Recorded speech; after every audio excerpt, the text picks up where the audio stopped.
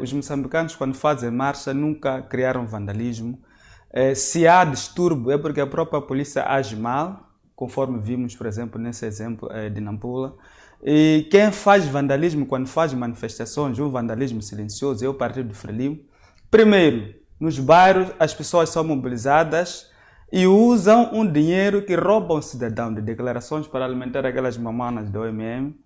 E também ao nível distrital também fazem saques, usam carros do Estado, usam combustível. Esta é uma vandalização à economia moçambicana. É uma vandalização ao bolso do moçambicano, uma vandalização silenciosa.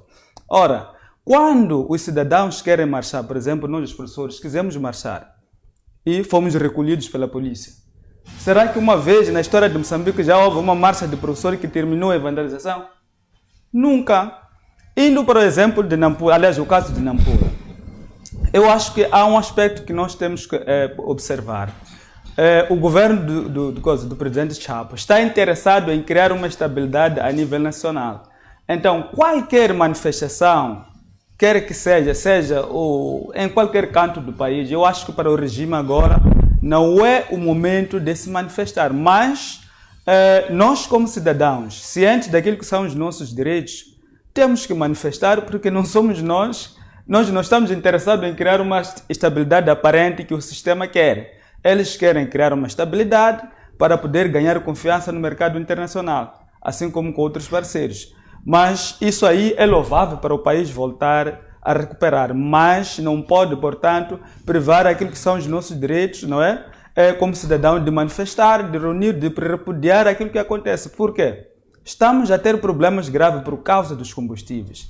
Por que é que esse governo que está há 50 anos, esse partido que está há 50 anos, não consegue gerir o problema de combustível até hoje? E também tivemos no passado alternativas para passarmos a usar o gás, e houve um projeto falhado porque os custos para a transformação de viaturas são onerosos. Por que é que não se olhou para a realidade moçambicana e hoje estaríamos com muitos carros no Estado a usarem gás e também transportes semicoletivos e a custos acessíveis para o cidadão? E inclusive os mototaxistas, teríamos, portanto, por exemplo, procurarmos a alternativa de usarmos o gás mesmo para motorizadas, assim como outros meios, se for possível.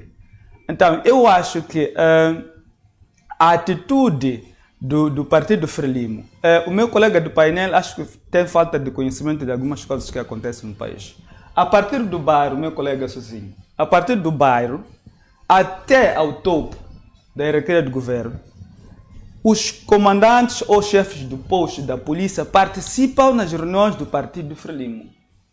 Isso é uma realidade, pode ligar qualquer pessoa que vai testemunhar. Participam nas reuniões do Partido Frelimo. Eu não estou a falar isso especulando, estou a falar com conhecimento de causa. Para alguns que me conhecem, eu já fui primeiro secretário do Partido Frelimo na Matola. Falo com conhecimento de causa. E quando você está naquela posição, um comandante tem que te obedecer rigorosamente, só com um telefonema. O comandante tem que cumprir as ordens de um primeiro secretário. Nós estamos a falar de administrador. Então, é uma realidade, de facto, que o Partido Frelimo ordena a polícia. Ordena a polícia. Só a chamada dele já é uma ordem.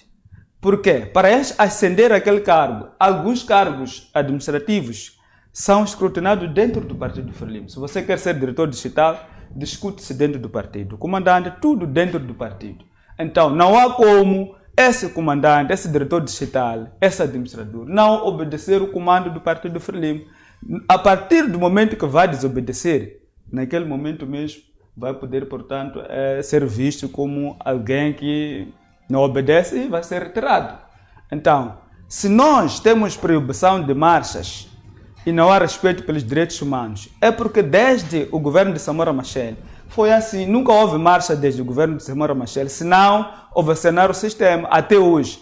Então, os outros governos abriram a mão em termos de legislação, mudança da Constituição, mas na prática continuam a agir de uma outra forma, a proibir. Só se pode marchar quando são assuntos da Frelimo. Quando é oposição, o argumento que usam, que é um argumento falacioso, é de que as manifestações terminam, portanto, em vandalização, conforme aquilo que estava a dizer o meu colega. Mas não vai nos dar muitos exemplos de manifestações, por exemplo, de classes profissionais como professores, enfermeiros, que terminaram em vandalização, que também são proibidas. Então, eu acho que aqui há um interesse, não é, de alguns colegas painelistas que defendem o Partido Frelimo, de passar a mensagem de que quando há manifestação pela parte de classes sociais da população, é porque vão vandalizar. Mas, na verdade, o vândalo é o Partido Frelimo, que faz manifestações usando os meios públicos, vandaliza aquilo que é a economia, vandaliza, portanto, aquilo que poderia beneficiar o cidadão no hospital, melhores condições na escola, pagamento de horas extras. Há muito dinheiro que a Frelimo gasta nas suas manifestações, que, na verdade, são manifestações sem lógica, porque o que eles exaltam não é algo, portanto, que tem feito. Muito obrigado, Santismo. Vândalos são os membros do Partido Frelimo, ou é o Partido Frelimo que vandaliza a economia do país. Doutor Sozinho, o que é que o governo pode fazer, o governo do Presidente Chapo, para lavar a imagem da Frelimo? Porque estamos aqui a ver do Dr. Santismo, que foi um membro quadro da Frelimo, traz aqui um cenário onde, segundo ele, uma ordem de um quadro da Frelimo já deixa um comandante a tremer, ou melhor, leva o comandante a obedecer aquelas orientações de um quadro do Partido Frelimo. Nessa perspectiva, está-se aqui a acusar o Partido Frelimo de estar por detrás de todas as inviabilizações das marchas. A questão que eu lhe coloco é: o que é que o partido pode fazer de modo em que a imagem deste partido seja lavada? O que o partido pode fazer de modo em que as pessoas deixem de ter essa percepção ou este entendimento sobre tudo de errado que acontece? Olha-se para a Frelimo. O que é que a Frelimo pode fazer? Muitas vezes não se olha para o governo como tal, olha-se para a Frelimo como se fosse a Frelimo a fazer aquilo. O que a Frelimo pode fazer para sair deste cenário? Bom, primeiro gostaria de encorajar os dois colegas do painel que intervieram a partir de Nampula. Gostei de ouvir que já estão a trabalhar na peça para o Ministério Público decorrente do distrato que tiveram em Nampula. Gostaria de encorajar para que continue. É assim como se exerce, portanto, a cidadania. Nunca se pode permitir que qualquer que seja venha colocar em causa os direitos humanos. Se o comandante está a telefonar para ele, é um bom sinal, ele está a revelar reconhecimento, mas eu encorajo que o colega continue a trabalhar pela justiça, porque o país tem que ser corrigido nesse capítulo, porque não faz sentido absolutamente nenhum. Ora, as manifestações dos professores, os enfermeiros, entre outros profissionais, de facto não representam qualquer espécie de ameaça. No entanto, a polícia que teria impedido essas manifestações, julgo que deve, em sede própria, ser interrogada, ser questionada, porque não faz sentido.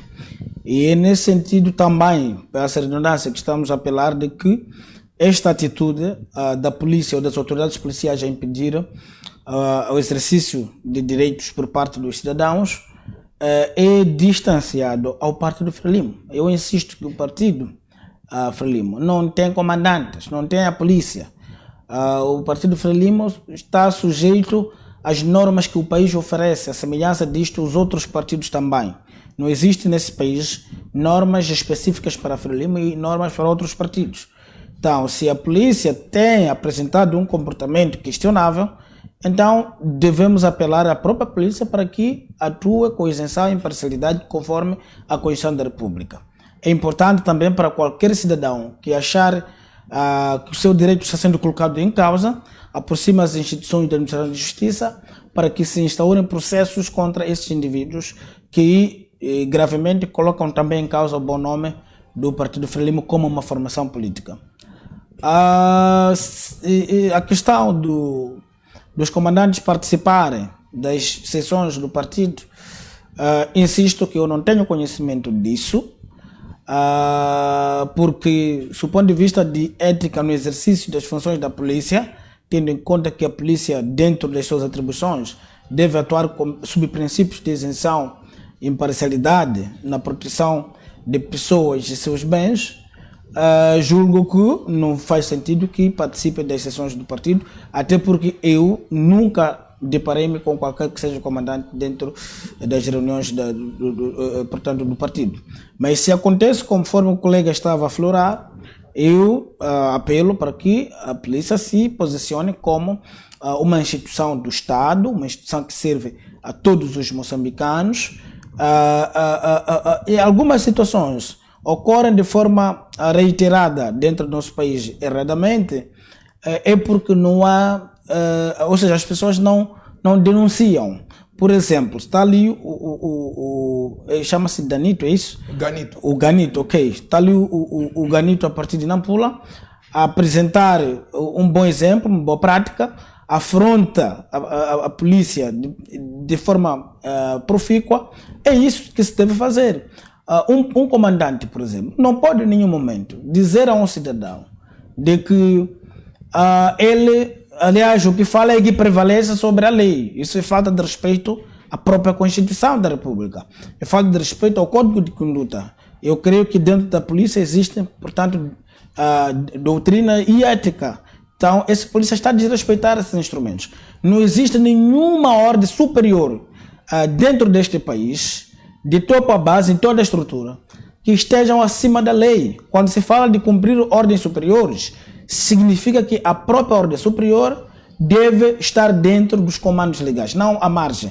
E toda orientação à margem da lei é ilegal. Uma orientação ilegal tem que ser desacatada.